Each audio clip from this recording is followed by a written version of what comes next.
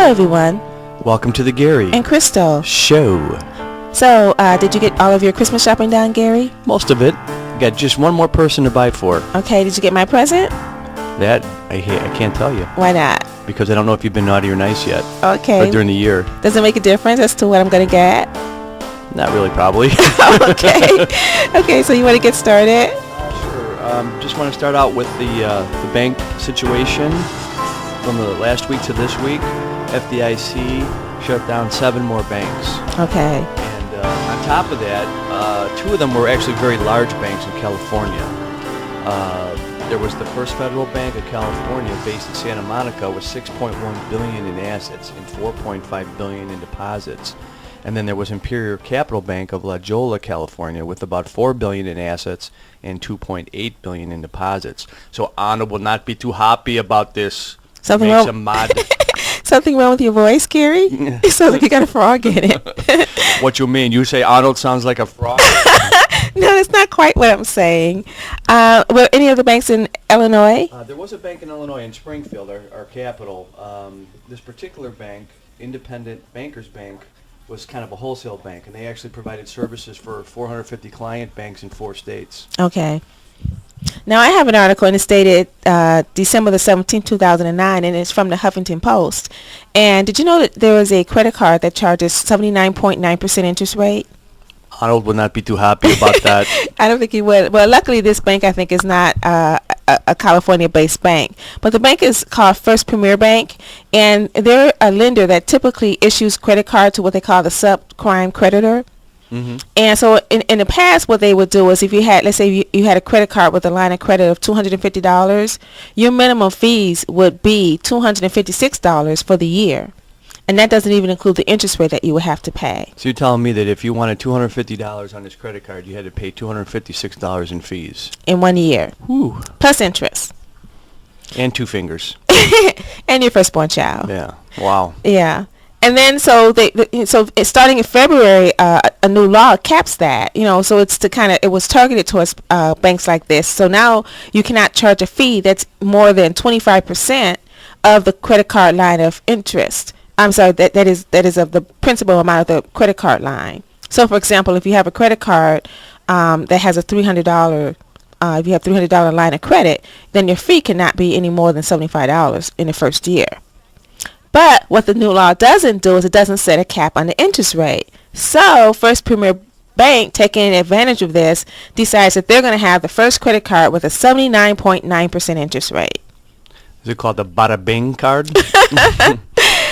I don't know. And then if you're late on your payment, they charge a $29 late fee. So it just seems like, if I'm not mistaken, it just seems like they just entered into the loan sharking business. At a bare minimum, they're practicing usury basically. Mm-hmm. And what I did was I went online. Not that we don't already know what the definition is, but I just kind of want to go over that. Dictionary.com said a loan shark is a person, we can substitute Premier Bank, who lends money at excessively high interest rates. Sounds like it fits the bill there. It does sound like it fits the bill. And then, of course, I looked up the word usury, and usury is the practice of lending money at an exorbitant rate of interest. And I got that also from dictionary.com. So definitely, I guess, something new. I guess now you can be a loan shark in the United States, and it's okay. Do you have an article?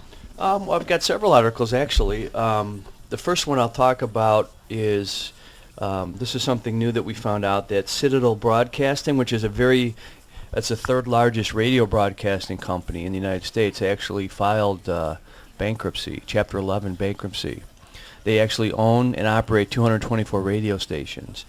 And here in Chicago, they own WLSAM, and their radio stations are the home to Don Imus and Rush Limbaugh, who are very famous people you probably heard of, Joe Scarborough, Mark Levin.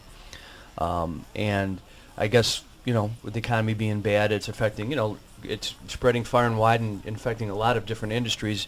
Now, their problems, I guess, debt from buying, they had a $2.7 billion purchase of ABC Radio from Walt Disney, but they've also had a decline in advertising revenue in all the major markets because they say that a lot of listeners are abandoning the format for pre-recorded music in the commercial-free satellite radio offerings of Sirius. and maybe hopefully not that we want them to go out of business, but people listening to the Gary and Crystal show might have contributed to that too. Oh, yeah, right. Yeah, we really hurt them. Okay.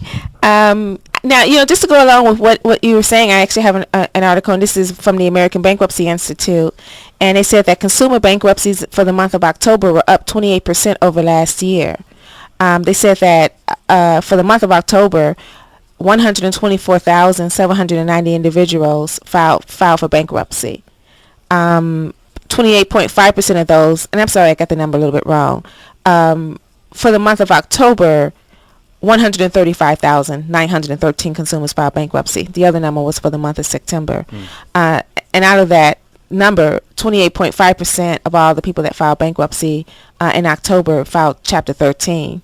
And a Chapter 13 is a reorganization plan. You do that when you're a lender. I think most people, when they file bankruptcy, they just want to wipe all their debt away. But the new bankruptcy law is a little bit stricter, and it's harder to wipe your debt away completely. And so some people are forced into a Chapter 13 filing. And what that is, that's a reorganization basically for individuals. And you're forcing your creditors to accept a lower amount of payment. And then so you have your payments stretched over a certain time period, and it makes it a little bit more affordable to pay your bills. So basically what this article is saying, though, is that the number of bankruptcies has jumped dramatically since the change of the bankruptcy law I think the law was changed back in 2005.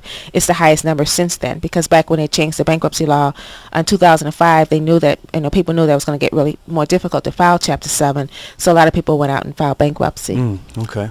And then also business bankruptcies are increasing. So those things are indications that I'm not 100% sure that our economy is recovering. It sounds like we're getting the verbiage that it's recovering, but I'm not seeing any statistical data that's really strongly supporting it in the areas that concern most individuals.